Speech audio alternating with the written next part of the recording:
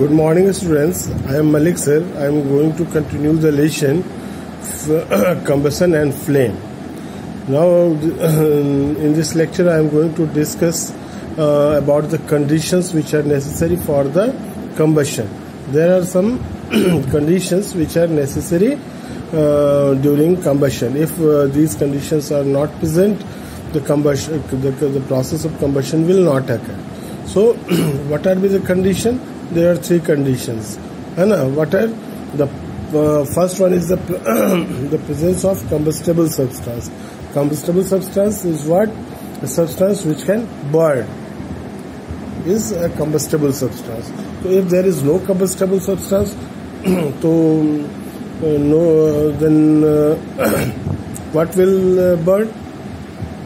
Nothing will burn. So there must be a combustible substance. Combustible substance like in our home, LPG, paper, cloths, wood, petrol. These are the combustible substance which burns and produce heat and light. So there, the first condition is the presence of a combustible substance. That means the presence of combustible substance is one of the most important condition, right? Second one is the presence of supporter of combustion. Supporter of combustion is the oxygen which is present in the air. Anything burns only in presence of oxygen. If there is no oxygen, nothing will burn.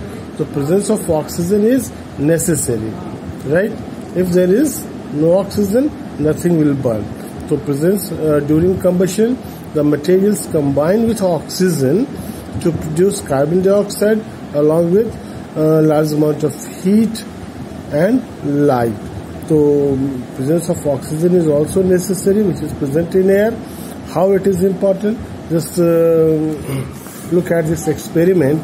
Just you lit a candle. आप एक candle को जलाइए. एक transparent जो glass है ना, शीशे का glass, उसको लीजिए.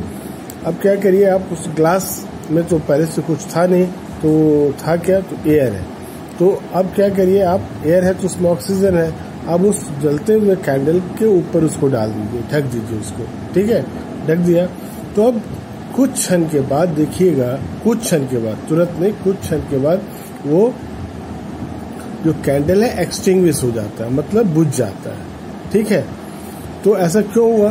क्योंकि ग्लास के अंदर जो एयर था उसमें ऑक्सीजन की मात्रा कम थी, तो वो जला. वो जब तक ऑक्सीजन था तब तक वो जला कैंडल. लेकिन ड्यूरिंग द कंबशन वो क्या प्रोड्यूस हुआ? Carbon dioxide. और कार्बन डाइऑक्साइड क्या है? ये गैस, मतलब बर्निंग को सपोर्ट नहीं करता है. ठीक है. और ऑक्सीजन है नहीं, तो वो कैंडल बुझ गया. तो आपने देखा, oxygen is the presence of oxygen is necessary for the process of combustion और for occurring the process of combustion, right? Second topic. Third one is the attainment of ignition temperature. Attainment of ignition temperature. So first you must know what is the ignition temperature. This is the minimum temperature at which any substance starts to burn. यह वह न्यूनतम तापमान है, वह temperature है, न्यूनतम minimum temperature, जहां पर कोई भी सब्सटेंस जलना प्रारंभ करता है, स्टार्ट्स टू बर्न, राइट? तो हर एक सब्सटेंस का इग्निशन टेम्परेचर अलग अलग होता है.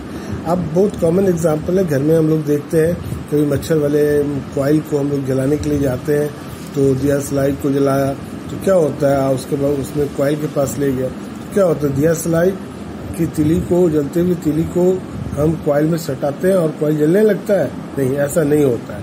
वो कॉइल कुछ समय लेता है. ठीक है. और समय क्यों लेता है? क्योंकि उस दौरान ड्यूरिंग वो क्या करता है? हीट को एब्जॉर्ब करता है. और जब हीट को एब्जॉर्ब किया तो उसका टेम्परेचर बढ़ा. जब उसका अपना जो इग्निशन टेम्परेचर है, जैसे ही वो प्राप्त किया, जैसे वो ऑब्टेन करेगा, वो जलना स्टार्ट करेगा. ठीक है. तो इग्निशन टेम्परेचर कंबशन के लिए बहुत जरूरी है कि जो सब्सटेंस कंबस्टिबल सब्सटेंस है वो अपना इग्निशन टेम्परेचर प्राप्त करें, ऑब्टेन करें। ठीक है, the minimum temperature at which any substance starts to burn is called ignition temperature. तो जब तक कोई भी सब्सटेंस इग्निशन टेम्परेचर को नहीं प्राप्त करेगा वो नहीं जलेगा। एक कॉमन एग्जांपल है, देखिए यहाँ पर एक एक्सपेरिमेंट है। जैसे हम लोग कोल्ड ड्रिंक्स वगैरह पीते हैं तो पेपर का ग्लास होता है ना, जिसमें पेप्सी वगैरह लिखा होता है। अगर आप उसको जलते हुए फ्लेम पर रखिए तो जल जाता है, ठीक है। लेकिन अब उसमें क्या करिए, पानी डाल दीजिए, अब फिर उसको चढ़ाइए उसके ऊपर, है ना, नहीं जलेगा आपका पेपर। वो पानी उसमें खौलने भी लगेगा लेकिन वो पेपर आपका नहीं जलेगा। तो ऐसा क्यों होता है? जो हम लोग हीट सप्लाई करते हैं वो वाटर जो है एब्जॉर्ब कर लेता है, ठीक है। तो पेपर का जो अपना इग्निशन टेम्परेचर है उसको वो ऑब्टेन ही नहीं होता है, वो ऑब्टेन ही नहीं कर पाता है, समझे, इसलिए वो आपको नहीं जलता है, ठीक है ना, समझ रहे हैं। तो इसलिए किसी भी सब्सटेंस, कोई भी सब्सटेंस तभी जलना प्रारंभ करता है, any substance starts to burns only when it's obtain its ignition temperature. Different substances have different ignition temperature, right?